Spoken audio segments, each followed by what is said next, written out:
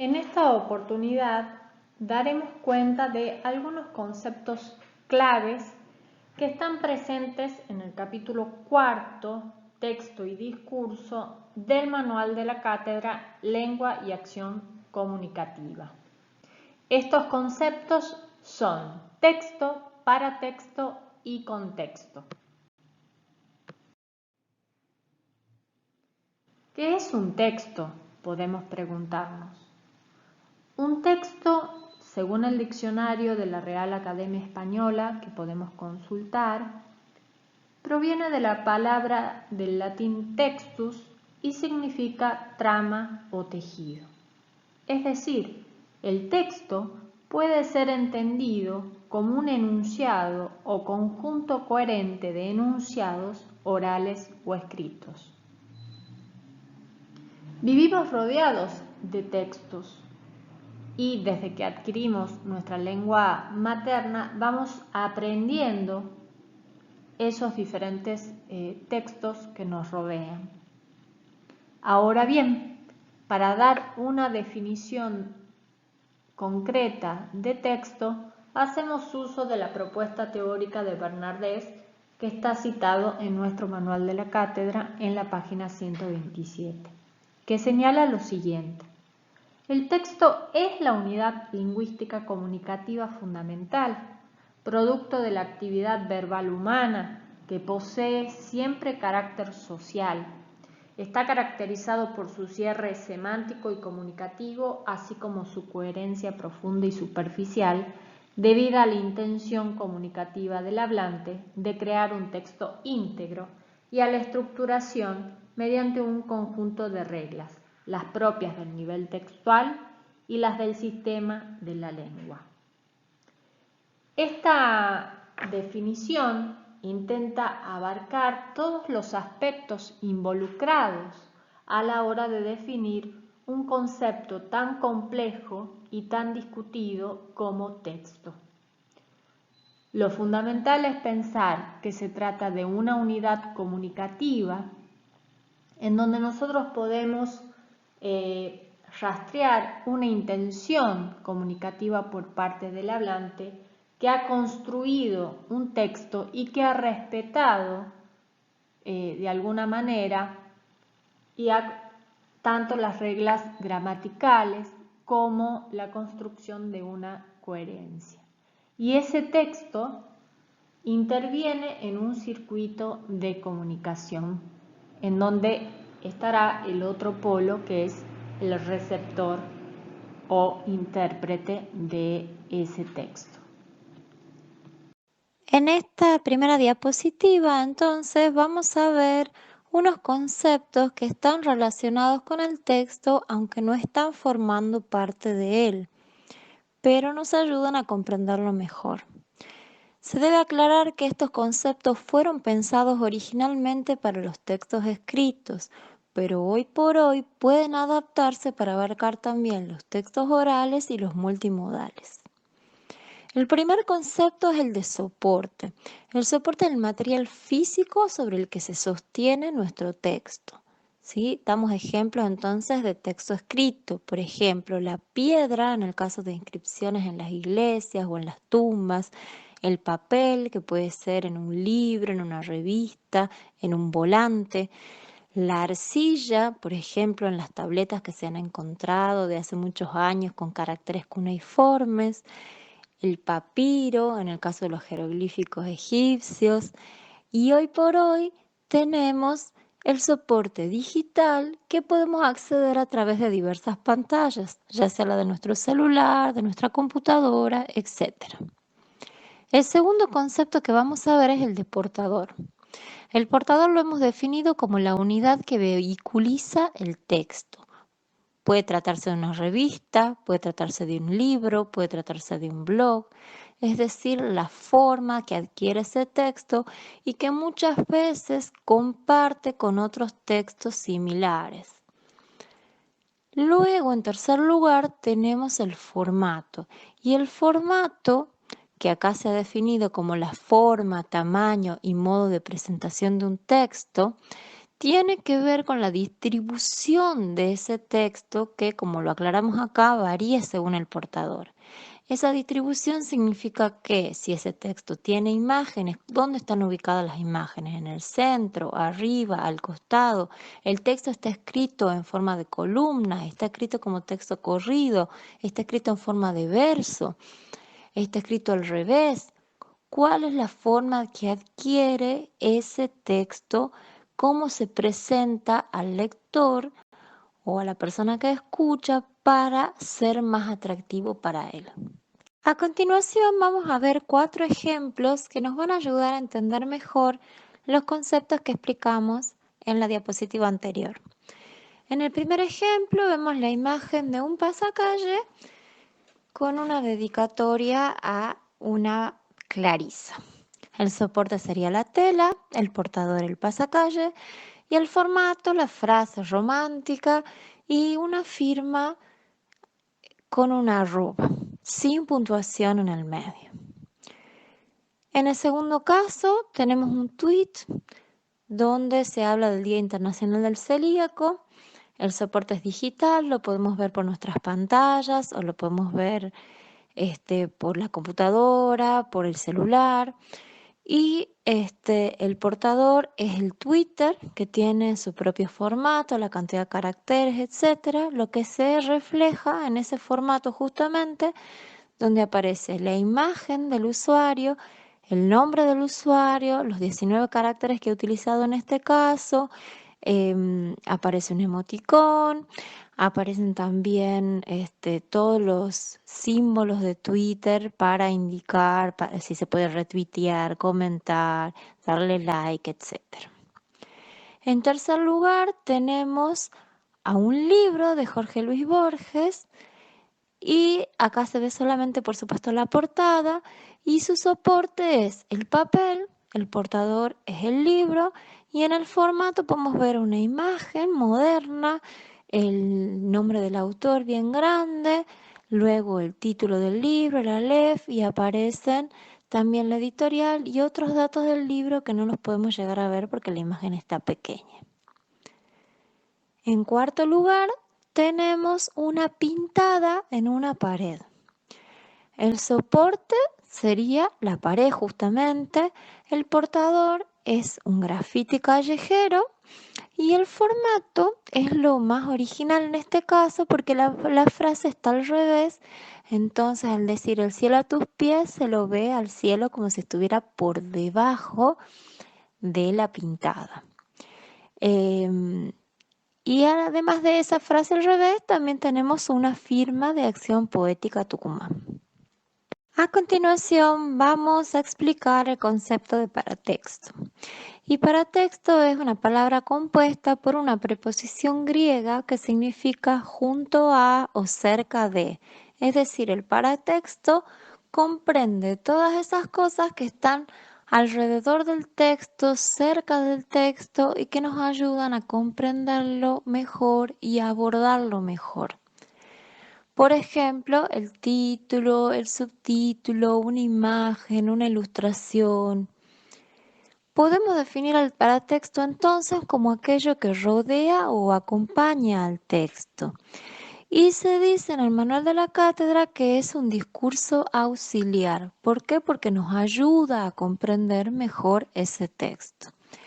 El paratexto puede cumplir diferentes propósitos al mismo tiempo. Primero, agregar información, ¿sí? Por ejemplo, si nosotros hablamos de una persona en una noticia, se pone la foto de esa persona y se agrega la información de cómo es la apariencia física de esa persona. También puede orientar a la lectura. Proporciona indicios para construir el sentido del texto, ¿sí? Por ejemplo, si en una noticia se dice el mayor robo del siglo, ¿sí? En ese caso nosotros estamos orientando a los lectores para que consideren este robo no como algo común, sino como algo fuera de lo normal cuando leen la noticia. Y de paso también se llama la atención del lector con ese título. Otro propósito es el de enfatizar o redundar un punto. Por ejemplo, cuando nosotros repetimos muchas veces una imagen, una frase dentro del título, dentro del subtítulo, en el epígrafe, nosotros lo que hacemos es poner el acento en ese punto, ¿sí? Si nosotros explicamos un tema en un texto y ponemos a la par un cuadro donde se explica lo mismo de otra forma, significa que esa información es muy importante y que hay que tenerla mucho en cuenta. Por eso es que es importante siempre fijarse bien en los paratextos. Un lector avanzado nunca descarta los paratextos, sino más bien se orienta por medio de ellos. Existen dos tipos de paratextos. Tenemos el paratexto verbal, que está formado por las palabras, títulos, subtítulos, prólogo, índice y dedicatoria. De acuerdo al portador que tengamos, van a ser distintos esos paratextos. Y tenemos los paratextos icónicos, que tienen que ver con las imágenes, los esquemas, las fotografías, las ilustraciones, ¿sí? Todo lo que utilice signos icónicos. Esos paratextos, como ya lo hemos anunciado, cambian de acuerdo al portador. Por ejemplo, el libro tiene una tapa, lomo, contratapa, etc. La noticia tiene otros paratextos distintos. Ya vamos a ver dos imágenes que ilustran lo que son los paratextos en las próximas diapositivas. Aquí podemos ver entonces un ejemplo sobre los paratextos del exterior del libro. Solamente se muestran los paratextos que están por fuera del libro, porque hay otros que están dentro, que pueden ser la dedicatoria, el prólogo, el índice, etc. Bueno, en este caso entonces estamos viendo la cubierta, que tiene una tapa donde están el nombre del autor, la editorial, a veces una imagen, la solapa, donde muchas veces está la foto y la información del autor, que es aquello que se desprende cuando uno abre el libro, hay una solapita. Luego tenemos la contratapa, que es la parte de atrás del libro y que muchas veces nos ayuda a elegirlo cuando vamos a comprarlo, porque tiene un resumen acerca de lo que se trata el libro o bien opiniones de otros autores sobre él, etc. Finalmente tenemos el lomo, que es muy útil cuando nosotros colocamos los libros en la biblioteca, porque nos ayuda a distinguirlos desde lejos sin necesidad de sacarlos, sabiendo cuál es el libro que buscamos gracias al título y al autor que normalmente figuran en ese lomo. En esta diapositiva podemos ver cuáles son los paratextos de una noticia, en este caso una noticia científica. Y cuando la comparamos a esta diapositiva con la anterior, podemos darnos cuenta de cómo es verdad eso que dijimos antes, de que el portador determina los tipos de paratextos. Ya se ve a primera vista nomás cómo son distintos los paratextos de un libro de los paratextos de una noticia. Y en el caso de esta noticia tenemos señalados cada uno de los paratextos con una flecha. En primer lugar está la volanta, que nos sitúa en el tema y va por arriba del título. Luego tenemos el título o titular, también se le llama, que normalmente va con una letra más grande y llama la atención del lector sobre el tema del texto. Normalmente trata de hacerse más atractiva esta parte, porque el titular justamente es el que nos llama para que nosotros leamos o no una noticia. Por debajo tenemos el copete, que normalmente lo que hace es explicar un poquito mejor de qué se trata ese titular.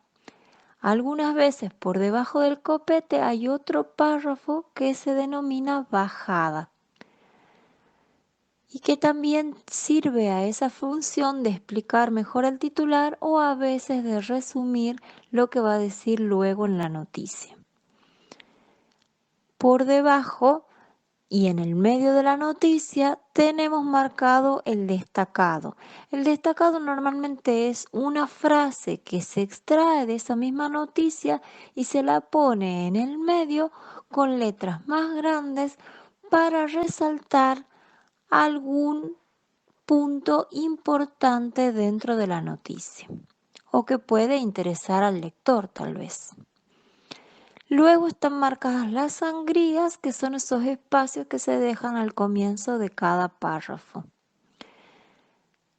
Volvemos arriba y encontramos a el autor y la fecha, que prácticamente no se ven porque están muy pequeñitos y pueden estar arriba o pueden estar abajo de la noticia. Algunas noticias no tienen autor, en este caso sí. Tenemos después la imagen, que en este caso es una estrella explotando, porque justamente está de acuerdo con el título que dice dónde nacen las estrellas, y un epígrafe que está inserto dentro de la imagen donde se explica mejor de qué se trata esa imagen. El epígrafe algunas veces, normalmente, en realidad más comúnmente, está por debajo de la imagen, pero en este caso han elegido ponerla superpuesta a la imagen. Pero siempre su función es explicar mejor de qué se trata esa imagen. Finalmente podemos ver abajo que se señala al párrafo.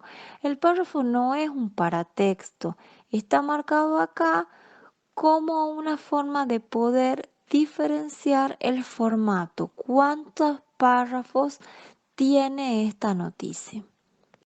A partir de los ejemplos estudiados y de las diferenciaciones aportadas, vamos a proponer una definición de contexto. La que figura en el libro manual de la cátedra dice que el contexto son las circunstancias que rodean social, cultural e históricamente la producción de un texto. Es decir, incluye todo lo que ya hemos visto en los ejemplos anteriores, como situación, sujetos interactuantes, tiempo, lugar, circunstancias externas como la historia, la cultura en las que se produce un texto, y además también todos los textos que puedan rodearla y que puedan pertenecer a esa misma cultura. Pero también queremos aportar una segunda definición, que es la del lingüista holandés Theo van Dijk. Y él afirma que el contexto es el conjunto estructurado de todas las propiedades de la situación social que son posiblemente pertinentes para la producción, estructuras, interpretación y funciones del texto. Esto quiere decir que todo aquello que a nosotros nos sirva para comprender mejor el texto es parte del contexto. Y esto incluye no solamente las circunstancias externas y el contexto, sino también cómo los participantes de esa situación comunicativa ven a ese evento comunicativo. ¿Qué ideas tienen sobre esa situación de interacción en la que están inmersos? ¿Qué ideas tienen antes? ¿Qué ideas tienen después? Y además, ¿qué ideas tienen sobre los temas que se están tratando? Y además, no solo las ideas, sino también las opiniones que tienen acerca de esas circunstancias en las que se encuentran. Esto quiere decir que cada una de las personas llega a una situación de comunicación con ideas previas que se basan justamente en su competencia comunicativa, en sus conocimientos anteriores y que les sirven para entender mejor esa situación social en la que se encuentran inmersos. Y esto también influye en la comprensión y producción de un texto. En esta placa podemos observar un ejemplo que nos ayudará a pensar el concepto de contexto. Se trata de un meme que ha circulado en diversas redes sociales en las últimas horas. Es un meme cuyos protagonistas son los carpinchos y dice lo siguiente: los carpinchos ya controlan medio Nordelta y se preparan para disputarle el poder a Massa.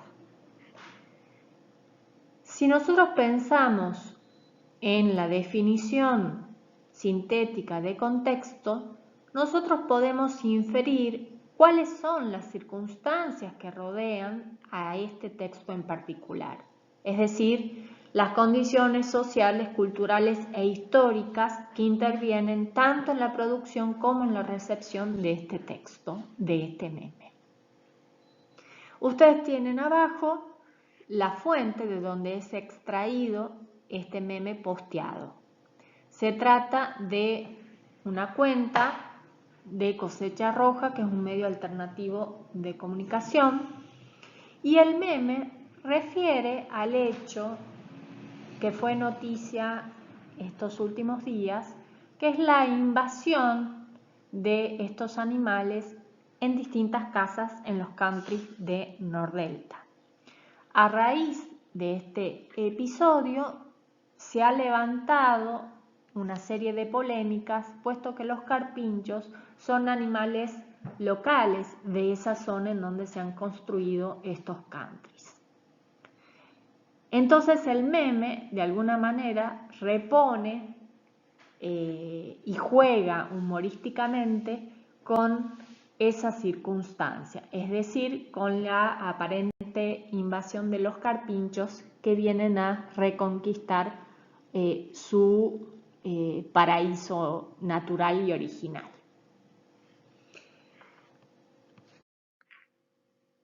Veamos este segundo ejemplo. Es otro texto, se trata de una infografía que es diseñada por un usuario en Instagram, Pictoline, que es accesible para sus seguidores y para sus lectores, que componen los participantes de esta situación comunicativa. Ahora bien, esta infografía además nos permite reponer información del contexto. Esa información es la siguiente. Hace unos pocos días hubo un sismo en Haití con una gran magnitud que ha dejado como saldo no solo la destrucción edilicia, sino numerosos muertos y heridos. Pero además, la infografía da cuenta de la crisis institucional en la que se ve sumergido este país, dado que hace aproximadamente un mes se asesinó a su presidente. Esa información, con esa información puesta en el texto, nosotros podemos inferir el contexto tanto de producción como de recepción de este texto en particular.